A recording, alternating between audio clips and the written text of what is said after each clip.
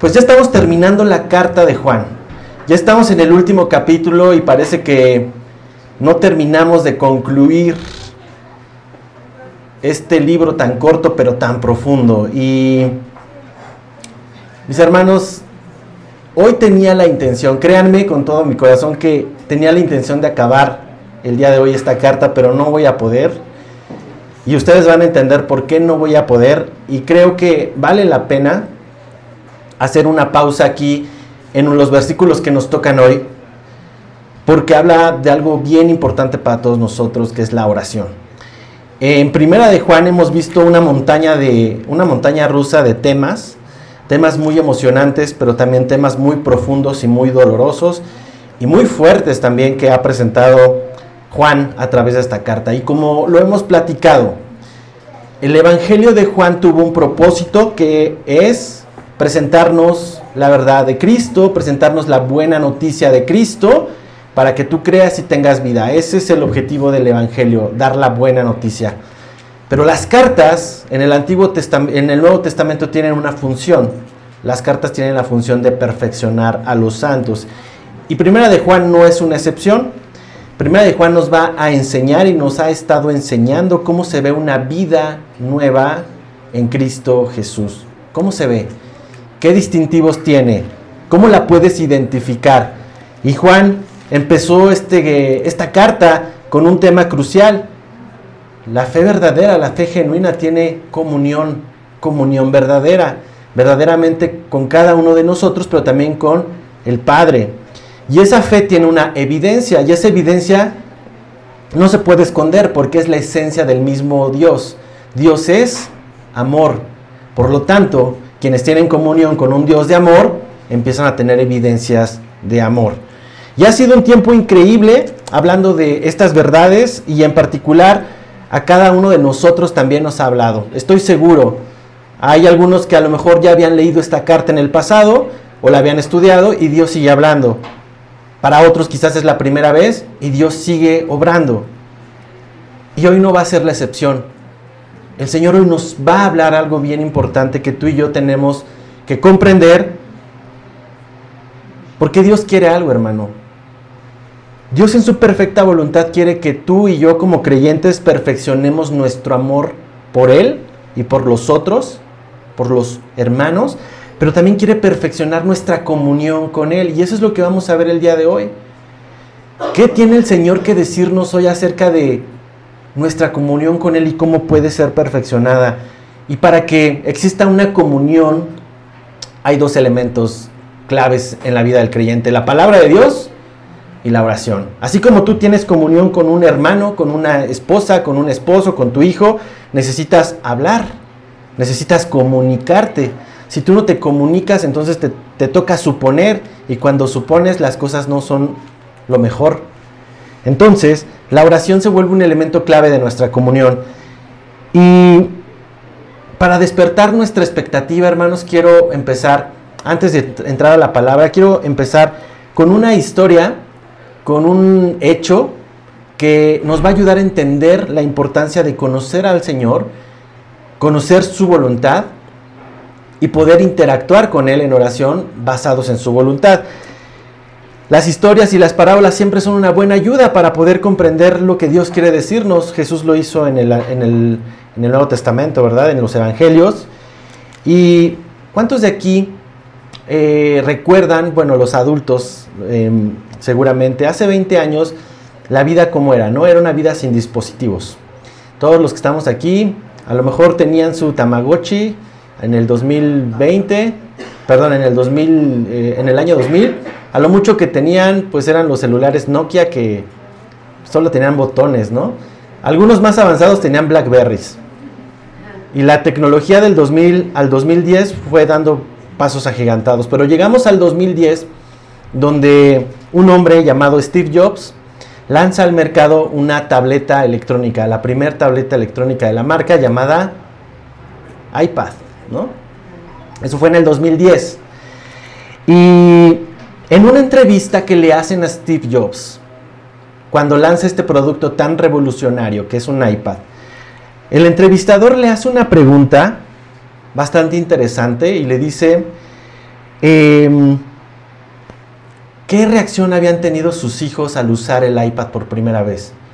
¿Qué habían sentido sus hijos de poder disfrutar el primer gadget que revolucionó muchas cosas como el iPad? Y la respuesta de Jobs rompió todo paradigma y todo esquema, porque él respondió: no la han usado. Limitamos la cantidad de tecnología que nuestros hijos usan en casa. ¿Cómo es posible que los hijos del creador del iPad nunca hubieran agarrado un iPad?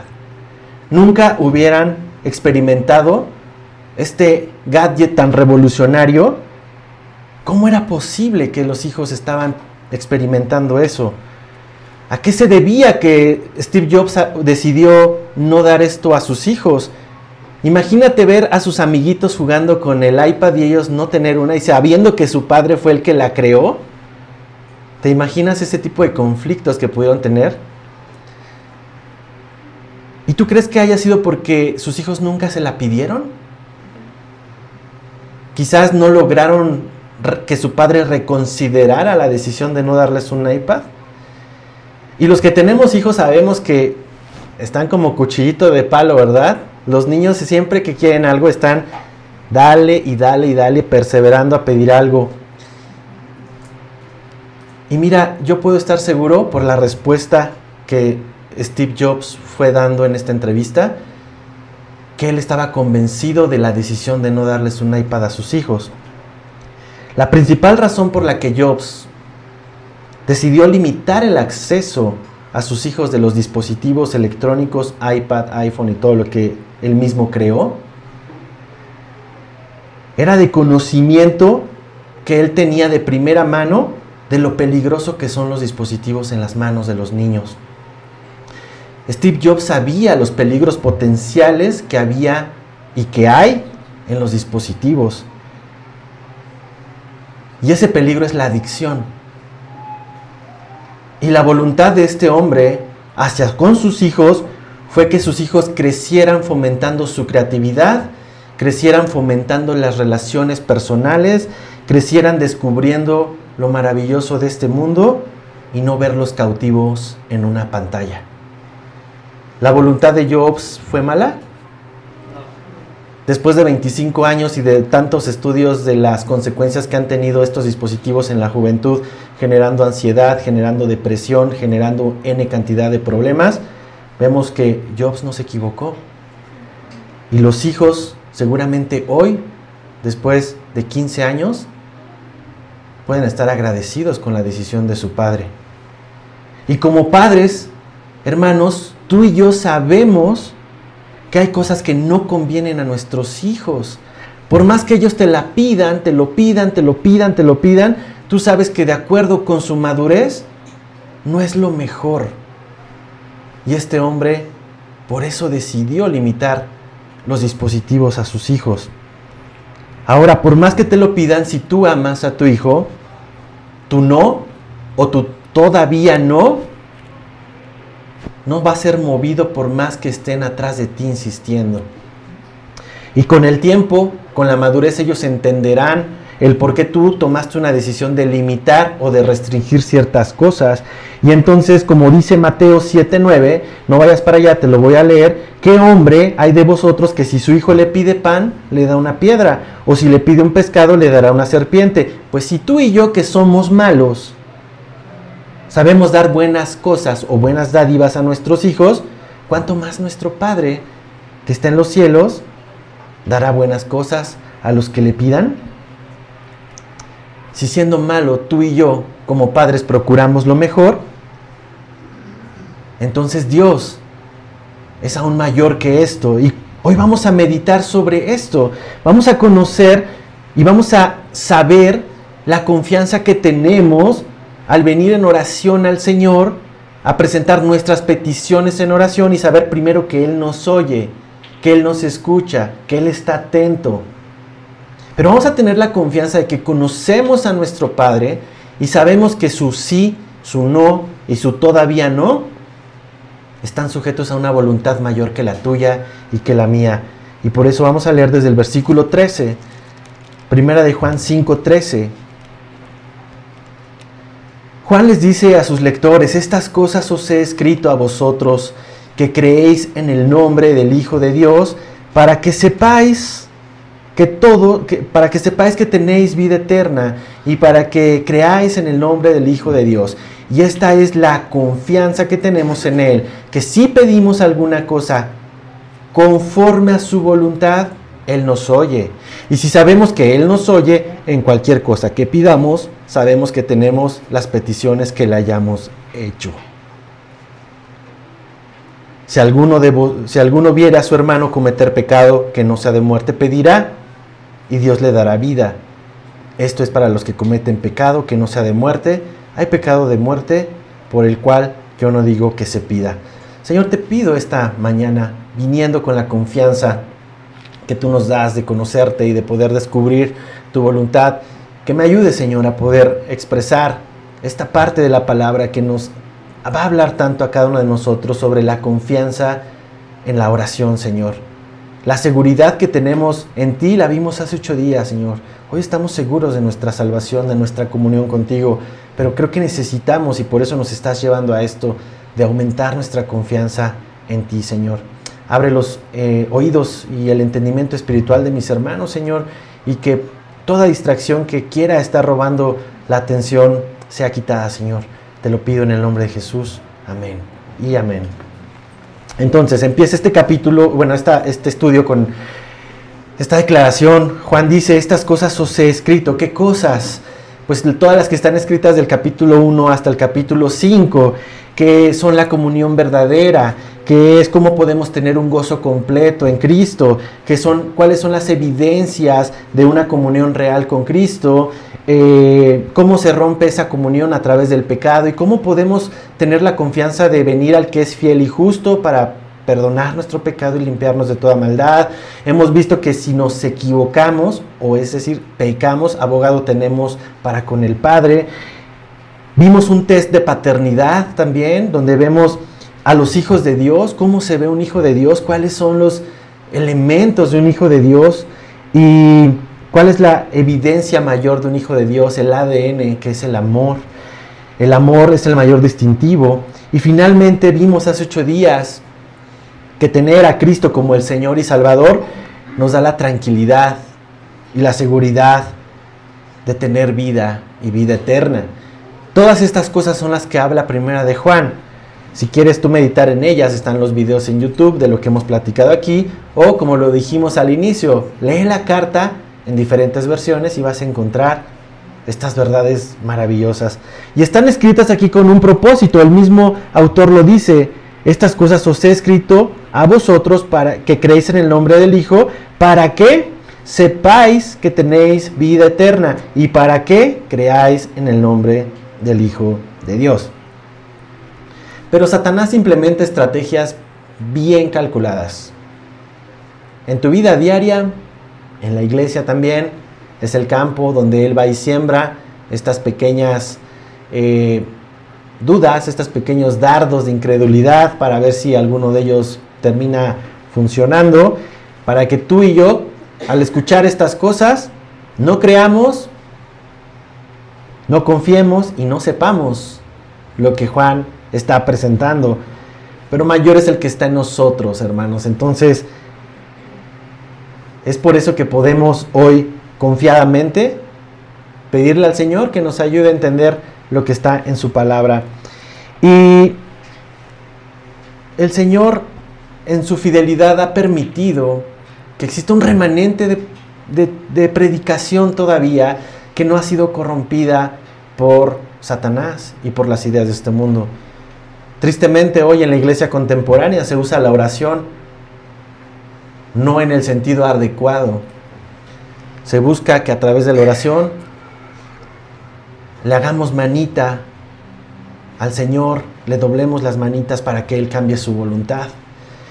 Y empiezan estas ideas locas y raras de exigirle al Señor: yo decreto, yo declaro, yo esto, yo lo otro, y en el nombre de Jesús y tal. Y mis hermanos, es un mal entendimiento de la oración, porque no conocen al Señor.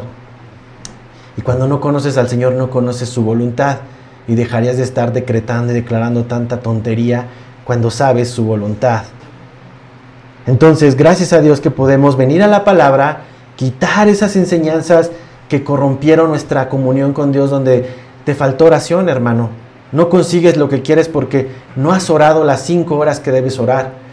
No recibes lo que estás pidiendo porque no has venido a las veladas de oración. Y entonces un montón de mal entendimiento sobre la oración. Pero la palabra está aquí para enseñarnos, para corregirnos, para redarguirnos, para instruirnos. Y el versículo 14 nos dice, y esta es la confianza que tenemos en Él. ¿Qué significa esto? Saber a quién le estamos orando. Nos va a dar la confianza de venir y permanecer en oración. Saber todo esto, hermanos, saber todas estas cosas, tiene un efecto en ti y en mí, que es, número 1, despertar. Número 2, aumentar nuestra fe y nuestra confianza en Dios. Cuando tú y yo hemos entendido todo esto, ese es el efecto que puedes esperar. Ahora, no podemos confiar en alguien que no conocemos, si estás de acuerdo conmigo. Si hoy viniera una persona que nunca hemos visto en la congregación y viniera y nos hiciera una propuesta de algún tema X y no le conocemos, pues tenemos 2 caminos. El primero es decir, ok, te voy a dar el voto de confianza y lo haré, aunque no te conozca. O el segundo es, ¿quién eres? ¿Y por qué debo de hacer lo que me estás invitando a hacer? Pero fíjate, cuando tú conoces a Cristo, a través del Espíritu Santo, tienes la seguridad de a quién estás depositándole tu confianza. Y por consecuencia, dejas de confiar tanto en ti y empiezas a confiar más en Él. El Salmo 118, 8, 9, maravilloso, dice de forma increíble, mejor es confiar en Jehová que confiar en el hombre. Mejor es confiar en Jehová que confiar en príncipes. Si tu confianza hoy está en hombres y no está en el Señor, déjame decirte que los hombres fallamos, pero el Señor no. Y también Proverbios 28, 26 nos dice, el que confía en su propio corazón es necio, mas el que camina en sabiduría será librado. En la medida que tú y yo aumentamos nuestra confianza en el Señor, disminuimos nuestra confianza en nosotros mismos y en terceras personas. Y aquellos que sabemos que tenemos la vida eterna, que tenemos al Hijo, Juan relaciona esa confianza con la idea de la oración. Esta es la confianza que tenemos en Él, que si pedimos alguna cosa, pedir, ¿qué implica esto? Pedir implica confiar que puedes obtener. No vas y pides algo donde no lo hay. No vas y pides salud a un puesto de gorditas, ¿verdad? Porque eso no es saludable para ti. No vas y pides paz y tranquilidad en un concierto, porque ahí no vas a encontrar eso. Si tú pides algo es porque esperas recibir algo. Es la congruencia de entender a quién le estás pidiendo. Y Dios quiere que pidamos en oración, porque eso implica reconocer que tú sabes que Él te puede responder. Si alguien aquí no ora, pueden ser 2 razones. 1, porque no cree que le puedan responder, o porque no confía en la respuesta que le puede dar el Señor. Ahora, implica también que podemos pedir cualquier cosa, pero ojo, aquí dice, confiamos que si pedimos alguna cosa, y es cierto que tú y yo podemos pedirle al Señor todo. Dios no restringe qué cosas sí pedir y qué cosas no pedir en oración, pero siempre nos da una pauta en su palabra y nos dice, y esta es la confianza que tenemos, que si pedimos alguna cosa conforme a su voluntad, ¿te das cuenta? Entonces ya no es cualquier cosa. alguna cosa conforme a su voluntad, la garantía es que Él te oye. La garantía es que Él va a escuchar tu oración. Cuando tú pides cosas que están fuera de su voluntad, no pasa de este techo. Y te das cuenta, no sucede nada. ¿Y qué pasa? Dejas de confiar, dejas de pedir y finalmente haces lo que tu propio criterio te está marcando. Pero cuando pedimos alguna cosa conforme a su voluntad,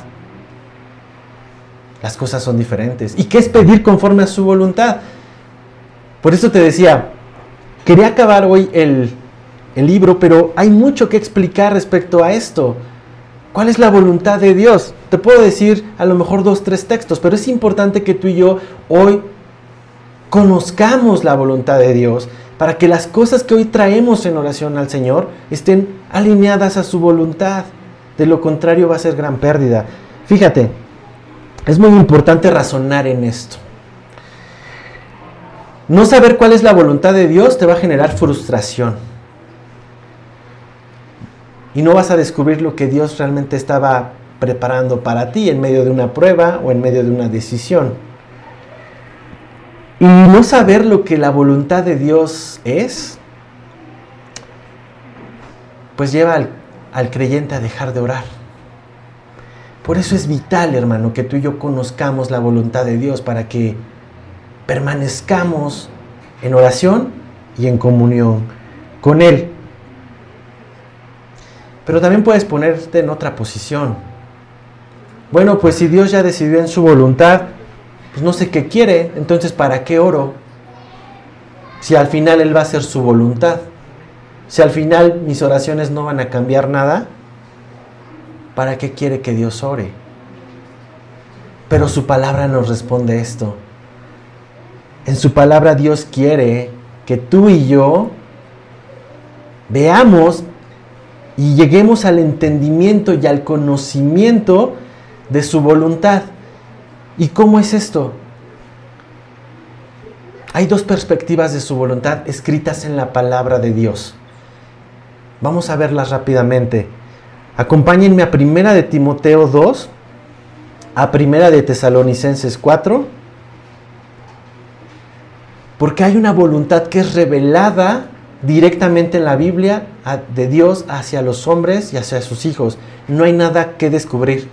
No hay que estar buscando entre la neblina para ver cuál es la voluntad de Dios. Está claramente en su palabra. 1 de Timoteo 2, 1, 3 y 4. Pablo lo manifiesta así: exhorto ante todo a que se hagan rogativas, oraciones, peticiones y acciones de gracias por todos los hombres. Luego en el versículo 3, porque esto es bueno y agradable delante de Dios nuestro Salvador, el cual quiere que todos los hombres sean salvos y vengan al conocimiento de la verdad. La voluntad de Dios es que todos los hombres sean salvos y vengan al conocimiento de la verdad de Dios. ¿Complicado? Es fácil de entender. Dios quiere que todos los hombres le conozcan. Ahora, ¿cuál es la voluntad de Dios para sus hijos? Porque es diferente. 1 de Tesalonicenses 4, 2 y 3. Porque ya sabéis qué instrucciones os dimos por el Señor Jesús, pues la voluntad de Dios es vuestra santificación, que os apartéis de fornicación, y ahí avienta un montón de cosas impuras en las cuales estaban aún siendo dominados estos primeros hombres. La voluntad de Dios es clara. Quiere que le conozcas y quiere que te santifiques una vez conociéndole y que vivas una vida consagrada al Señor. Si tu oración va en función a eso, está alineado a su voluntad. Señor, ayúdame a conocerte más. Padre, alinea mi voluntad a ti. Señor, ayúdame a descubrir qué áreas de mi vida te ofenden. Ayúdame a santificarme, ayúdame a consagrarme. ¿Tú crees que el Señor va a tapar sus oídos de eso? Definitivamente no. Y esa es la voluntad revelada. Pero hay una voluntad individual y un propósito individual con cada hombre. Y ese te toca a ti descubrirlo. Romanos 12:2 nos dice: no os conforméis a este siglo, sino transformaos por medio de la ¿qué? renovación de vuestro entendimiento. ¿Para qué? Para que compruebes cuál es la buena voluntad de Dios, agradable y perfecta. Entonces, ya esta voluntad individual, tú la vas a poder conocer y la vas a comprender en la medida que estés renovando tu entendimiento, y esto es a través de la palabra de Dios. Transformando, renovando y comprobando. Eso toda la vida lo vas a estar experimentando. Pero no solo eso, Pablo también oraba en Colosenses 1:9, no vayas allá, yo lo leo. Dice, por lo cual también nosotros desde el día que oímos, no cesamos de orar por vosotros y pedir que seáis llenos del conocimiento de la voluntad en toda sabiduría e inteligencia espiritual. Entonces también podemos orar para que el Señor vaya haciéndoles entender su voluntad. Mis hermanos, si yo hoy levanto una oración antes de empezar el servicio para que tú y yo conozcamos su voluntad, es porque Él lo ha prometido en su palabra. Y esta oración va alineada a su voluntad. Este conocimiento que tenemos de Él, entonces, se da a través de permanecer en Jesús, permanecer en sus palabras, no en palabras proféticas, no en la adivinación, no en el tarot. También, si tú acostumbras ver la cápsula del tarot de Noy o todavía en las revistas, no, es absurdo y es contrario. No vas a conocer cuál es mi propósito y la voluntad de Dios en mi vida. No es en eso, es en su palabra. Pero también no es en la pasividad. Romanos 12:2 es un texto maravilloso. No te conformes, no te hagas como todos. Eso involucra quitar tu pasividad y ser más intencional en la búsqueda de su voluntad. Cuando conocemos su voluntad, entonces podemos pedir conforme a su voluntad, a lo que Él desea ver en ti, a lo que Él desea ver en mí. Y al ser renovados, entonces tú y yo dejamos de pedir cosas que no tienen sentido, cosas que están desconectadas con su voluntad para nosotros. Y al hacer esto, la palabra en 1 de Juan 5:14 nos dice que Él nos oye. Si tu oración está alineada a su voluntad, Él te oye. Si algo es la voluntad de Dios, ¿por qué simplemente no lo hace y ya? Independientemente de nuestras oraciones. Eso podrías cuestionarte. ¿Por qué esperaría para cumplir su voluntad hasta que yo ore? ¿Por qué me necesita Dios? ¿Por qué necesita Dios mi oración? Dios no necesita tu oración. Tú y yo necesitamos la oración. Él puede obrar sin oración, pero Él ha decidido en su perfecta voluntad y en su bondad que tú y yo oremos, porque nos da el privilegio de colaborar en su obra y poder ser actores, disfrutar su respuesta y tener gozo en ellas. Los que han estado perseverando en las oraciones de los jueves se han dado cuenta que Dios ha respondido oraciones. ¿Y qué pasa en tu corazón cuando ves una oración respondida? Sientes una inyección de fe increíble. Sientes un ánimo a tu fe y dices, wow, no esperaba que Dios respondiera a esto. Cuando Alex llegó aquí a la iglesia, él traía una crisis de ansiedad y de depresión que lo tenía con una dosis muy alta de medicina y estaba como adormecido. Tú lo veías y, estoy hablando a él porque no está, pero era un chavo que se iba rápido porque le daba mucha ansiedad ver a la iglesia. Y él dijo, quiero conocer al Señor que me va a ayudar en esto y quiero conocer al Señor de la Biblia. Y él decidió, levantó su mano, nos buscó a Diana y a mí, que le enseñáramos a hacer devocionales. Tuvimos una clase de 2 o 3 horas, fue suficiente. Él como bobina se fue, y está comiéndose la Biblia y me manda sus notas y me platica lo que le está pasando y todo. En el plan de Dios, en enero lo despiden de su trabajo y yo dije, va a recaer, no va a poder sostenerse. Su propia terapeuta le preocupaba también esta situación Y ¿qué pasó 3 o 4 semanas después? Nos dice, hermanos, me acaban de bajar la dosis a lo mínimo. Y estábamos orando por su depresión y ansiedad, y cuando ves esto, y en lo personal para mí es, Dios respondió la respuesta de su oración y de nuestra oración. Incluso su terapeuta le dijo, este es un caso raro. O sea, tu dosis tuvo que haber aumentado, y más por lo que acabas de pasar con tu trabajo. Cuando tú y yo oramos y vemos la respuesta de Dios, no es porque Dios necesitaba tu oración y mi oración, es porque tú y yo salimos beneficiados de ver la mano de Dios obrando en las necesidades. Y es a través de su palabra entonces que tú y yo podemos alinear nuestra voluntad a la voluntad de Dios, alinear nuestras prioridades a la prioridad de Dios. Él quiere que tú y yo nos interesemos por las cosas que a Él le interesan. Quiere que nos preocupemos por ellas lo suficiente para orar apasionadamente por ellas. Cuando tú entiendes esto, hermano, dejas de ver la oración como una obligación. Tengo que orar. Como algo improductivo. Ni pasa nada. Llevo 20 años orando por esto y no pasa nada. La familia de Cari tardaron más de 40 años para ver a su papá rendido a los pies de Cristo. Y pasó.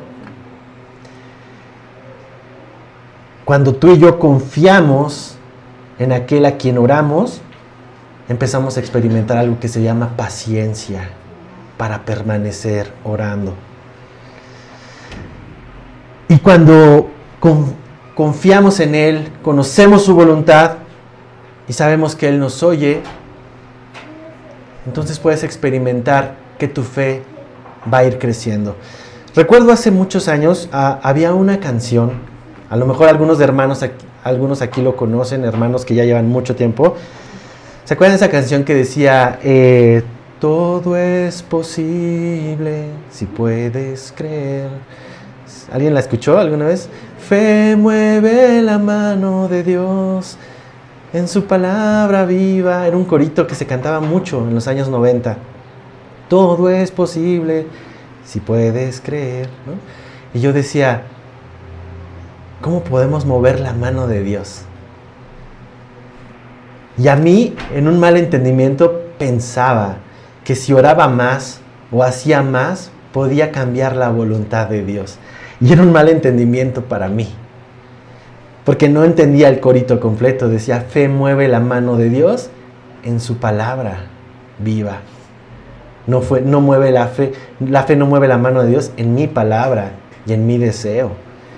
Y hacíamos veladas de oración, y cuando mi mamá enfermó de cáncer, hacíamos largas horas de intercesión, largas horas de oración, en el fondo buscando que Dios cambiara su voluntad de llevarse a mi madre. Y no pasó. En el fondo buscábamos que Dios se cambiara de opinión y nos dejara a mi mamá más tiempo. Y no pasó. ¿Y acaso fue falta de tiempo? ¿Fue falta de fervor? No, fue falta de que no alineaba yo mi voluntad a la voluntad que era más que evidente en la vida de mi mamá. ¿Y acaso la oración ferviente y maratónica cambia la forma o cambia el pensar de Dios? La respuesta es no. Dios no cambia de parecer.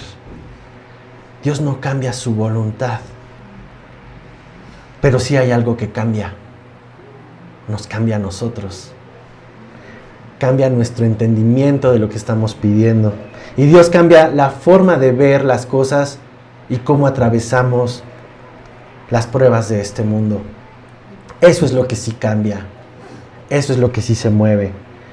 Malas interpretaciones de esta verdad han llevado a la gente a decir, claro que puedes cambiar la voluntad de Dios. Ve el libro de Jonás. Dios había decidido destruir a los ninivitas. ¿Y qué pasó después? En Jonás capítulo 3 dice que cuando ellos se arrepintieron de sus malos caminos, oraron, pues Dios se arrepintió de lo que había de hacerles, que era la destrucción, ¿no? Y dicen entonces, sí, Dios se arrepiente, Dios puede cambiar de opinión.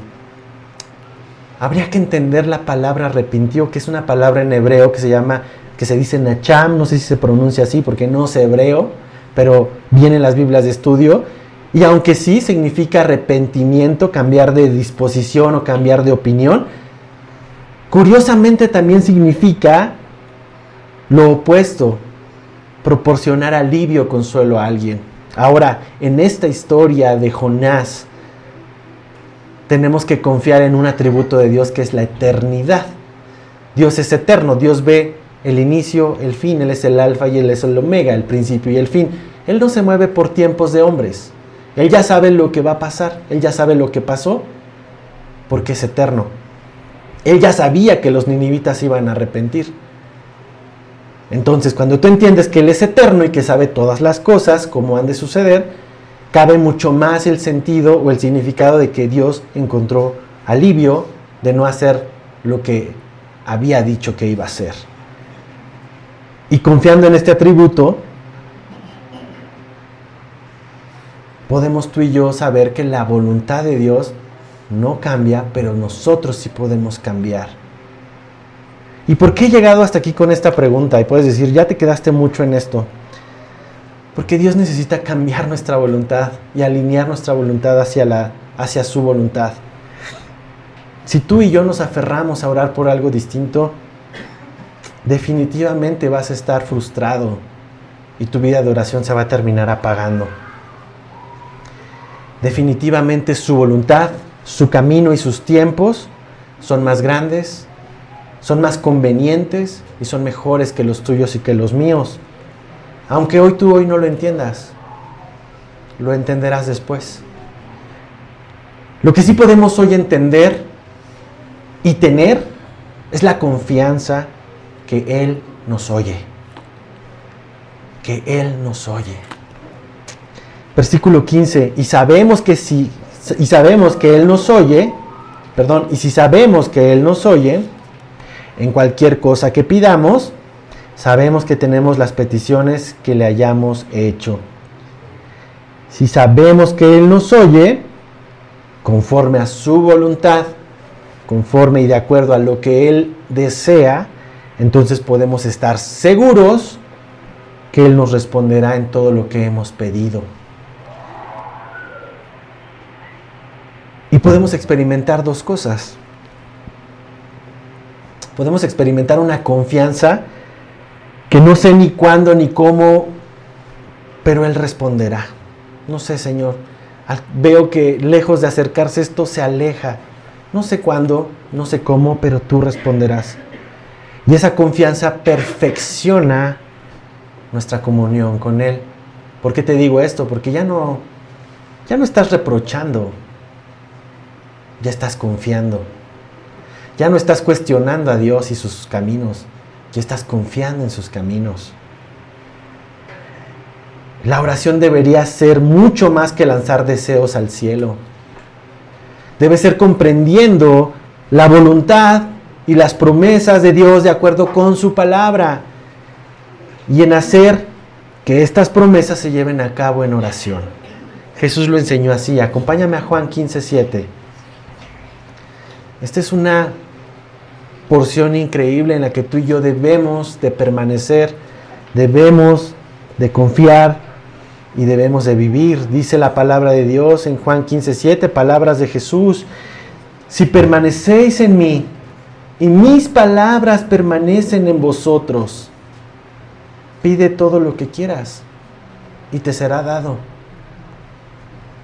Pero la condición es clara, permanecer en Él y sus palabras en ti, porque esa es la garantía que tú estás pidiendo conforme a lo que a Él le agrada, no lo que a ti te agrada, no lo que trae la gloria a ti, sino lo que trae la gloria a Dios.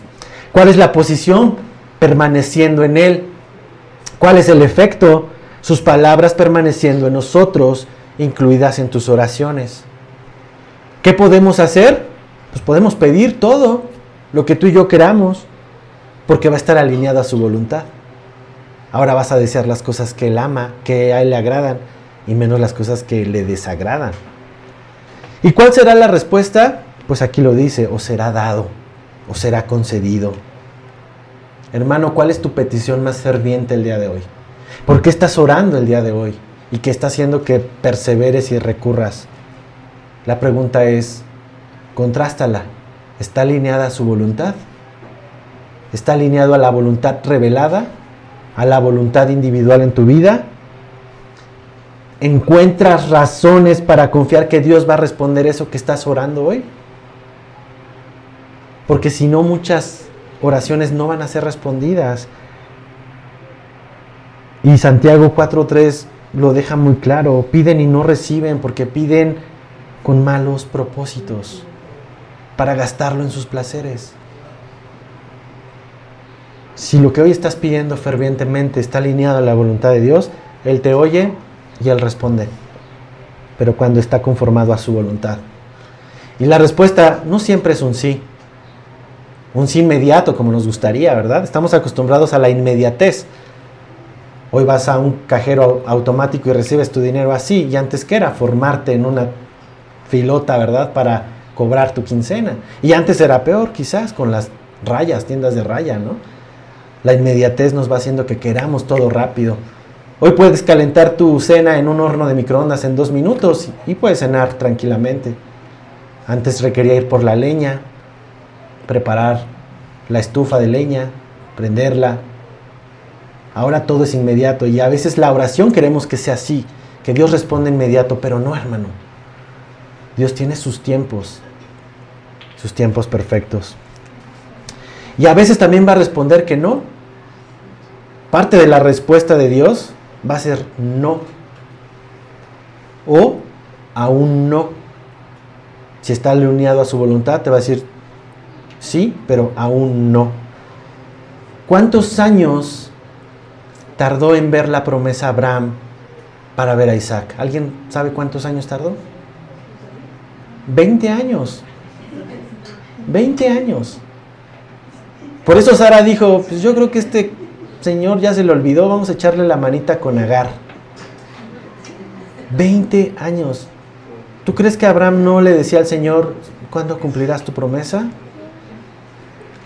Paciencia, aún no, espera.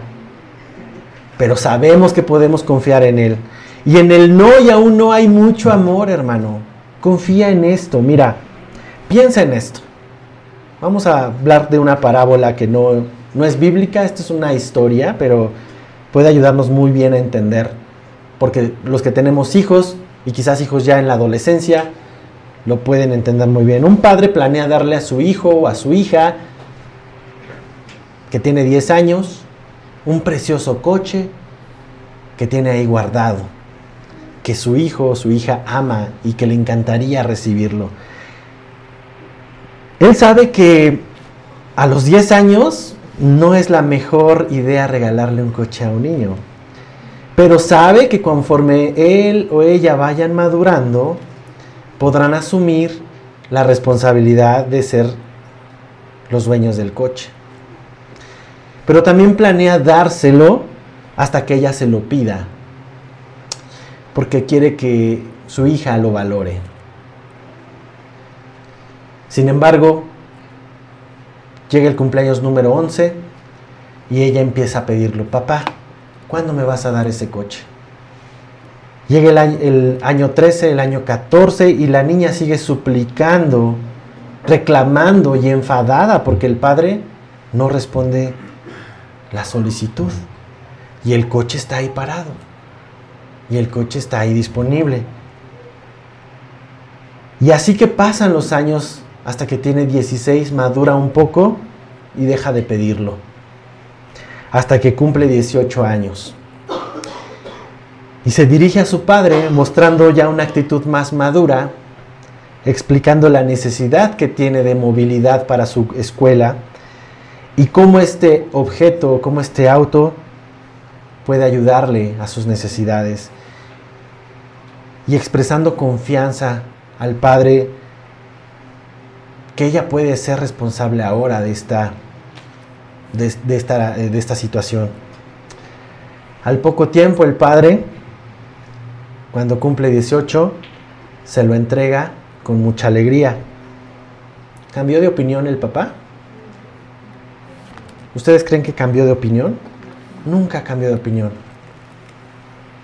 Nunca cambió de opinión. Él sabía que se lo iba a dar, solo que no era el tiempo adecuado ni prudente para dárselo. Él hace 8 años había decidido darle ese vehículo. Ahora ella necesitaba pedirlo. Sí, eso fue parte de la voluntad del papá. Esperar a que la hija se lo pidiera. Y el Señor en su amor muchas oraciones te va a decir, no, no, no. Incluso algunas que están en su voluntad, como te decía, pero aún no están en su tiempo. Nuestro Padre Celestial, hermano, nos invita a pedirle todo lo que necesitamos. Él se complace de dárnoslo cuando está dentro de su plan. Sabe que no siempre vamos a entender la respuesta, ¿sí? Así que nos lleva a desarrollar paciencia. En sus tiempos, en sus modos, Él responderá. Y aunque espera y que confiemos y no dudemos, Él sabe que necesitamos estar constantemente permaneciendo en su palabra para recordar por qué nos está diciendo que no. Y ahora, quiero terminar con esto, hermanos. Inmediatamente Juan en el versículo 16 nos pone un ejemplo de una petición de oración alineada a su voluntad. Fíjate, si alguno viere a su hermano cometer pecado que no sea de muerte, pedirá y Dios le dará vida. Mi hermano, si tú estás orando por alguien, si tú estás pidiendo por alguien que está enfriándose, alguien que está alejándose de Dios, eso está alineado a su voluntad. Créeme que el Señor te lo va a responder. Quizás no en el tiempo que tú quieres, sino en el tiempo que Él necesita tratar con esta persona. Pero va a responder porque es algo que Él desea, que los hombres vengan a su conocimiento. Ahora, no voy a entrar más a detalle de este versículo 16 porque hay una vertiente ahí que nos puede llevar a profundizar muchísimo y eso lo vamos a ver dentro de 8 días. Pero ¿cómo puedo hoy aplicar esto que vimos el día de hoy? ¿Cómo puedo perfeccionar mis oraciones a Dios? ¿Cómo puedo perfeccionar mi confianza en Él? Te voy a dar una serie de versículos, si quieres anotarlos, si tomas anotaciones por tiempo, no voy a ir allá. Pero lo puedes aplicar de esta manera. Juan 15:7, permanece en Él y sus palabras permanezcan en ti. ¿Quieres que tu oración sea efectiva? Permanece en su palabra. Romanos 12:2, no te conformes, transfórmate renovando tu mente para que compruebes cuál es la buena voluntad de Dios. Número 3, pide conforme a su voluntad. Primera de Juan 5:14, lo que acabamos de ver hoy. Cualquier cosa que me pidas conforme a mi voluntad. Santiago 1:6, pedir con fe, eso es importante. Si pides sin fe, déjame decirte que sí, no va a salir más que de tu boca y no va a elevarse a ningún lado. Santiago 1:6 nos dice, pidan con fe, sin dudar, porque el que duda es semejante a una ola de mar impulsada por el viento y echada de una parte a otra, sin sentido. Y por último, pide con paciencia y perseverancia. Lee Lucas 18 del 1 al 8, por tiempo se los dejo de tarea, pero van a ver cómo la paciencia y la perseverancia son clave para nuestra vida de oración. Y quiero cerrar con Juan 3, 21 al 22. Acompáñame ahí. Primera de Juan 3. Primera de Juan 3, 21 y 22. Porque nuestras oraciones necesitan alinearse a la voluntad de Dios. Y Juan 3, versículo 21 nos dice, amados, si nuestro corazón no nos reprende, confianza tenemos en Dios. Y cualquier cosa que pidiéremos, la recibiremos de Él, porque guardamos sus mandamientos y hacemos las cosas que son agradables delante de Él. Si tu vida de oración es una vida que se resume a orar por los alimentos, o menos que eso, déjame decirte que es un síntoma grave de muerte espiritual. Es una enfermedad grave. ¿Por qué? Porque crees que no necesitas a Dios. O porque no confías en Dios. Y tu mismo corazón te reprende. Tu mismo corazón te dice, te señala, te confronta. Confianza se convierte en fe. Fe en saber que Él sabe mejor lo que tú y yo necesitamos y que tú y yo terminemos como Jesús en el Getsemaní diciendo, pero no se haga mi voluntad, sino la tuya. Confiar es tener fe y esa fe produce paciencia. Paciencia sin confianza es muy doloroso. Porque es una relación llena de incertidumbre y terminas desesperado cuestionando a Dios. O peor aún, queriendo ayudarle a Dios. Queremos que el sí sea inmediato, como una varita mágica. Eso es la ignorancia de no conocerle y saber que Él responde cuando Él quiere y como Él quiere. Abraham esperó 20 años. Moisés esperó 40 años. Y la impaciencia pudo haber destruido lo que Dios tenía con ellos. A veces queremos ayudarle a Dios y eso es lo peor que podemos hacer. No lo hagas, hermano. No lo hagas, porque es como un niño que ve las plantas aquí de Olguita antes de primavera y están los botoncitos. Y que saben que van a salir las flores hermosas conforme la primavera llegue. Pero si tú le dices, espera que llegue la primavera porque esto va a florear muy bonito, y de repente sales y ves al niño abriendo los botoncitos, ¿qué harías? No, ¿qué estás haciendo? Ayudándole a la primavera. ¿Te das cuenta qué tristeza sería que esa obra maravillosa se echó a perder por la desesperación y quererle ayudar a la naturaleza? Lo mismo pasa contigo y conmigo cuando queremos ayudarle a Dios. No rompas lo que Dios está preparando para ti.